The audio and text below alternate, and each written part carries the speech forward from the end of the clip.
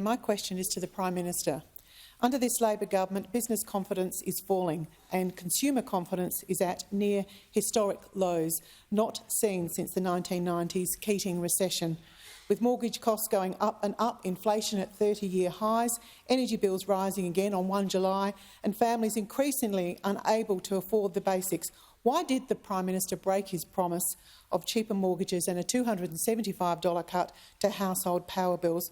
Prime Minister, why do Australian families always pay more under Labor? Give the call to the Prime Minister. Thanks, Mr Speaker. I'm asked about business confidence. Well, I tell you what, there's a bit of legislation before the Senate that's precisely about business confidence. The safeguard mechanism is the most important thing that we could do to give certainty to our major companies, in Australia. And the Leader of the Opposition went along to the AFR Business Summit and he said this. He was asked about the strong business support for the government safeguard mechanism.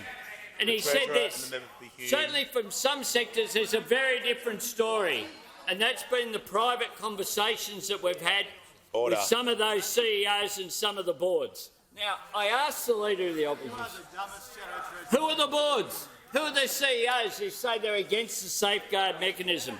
Because my friend Phil Curry had an observation about that.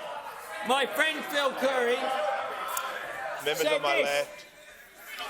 After Opposition Leader Peter Dutton reaffirmed the coalition would vote against the legislation and claimed some companies were urging him privately to block it, business leaders urged a rethink.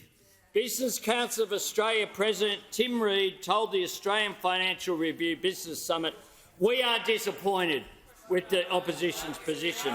He said the safeguard mechanism was the best available option for decarbonisation. And he questioned Mr Dutton's claim about businesses saying one thing in public and another thing in private.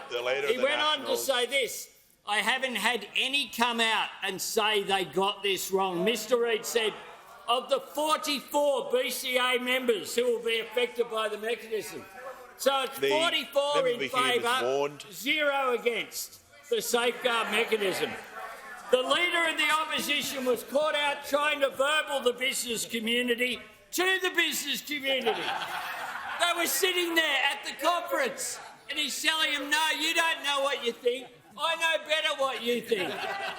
Oh, it's just extraordinary. No ideas, no alternatives, no credibility.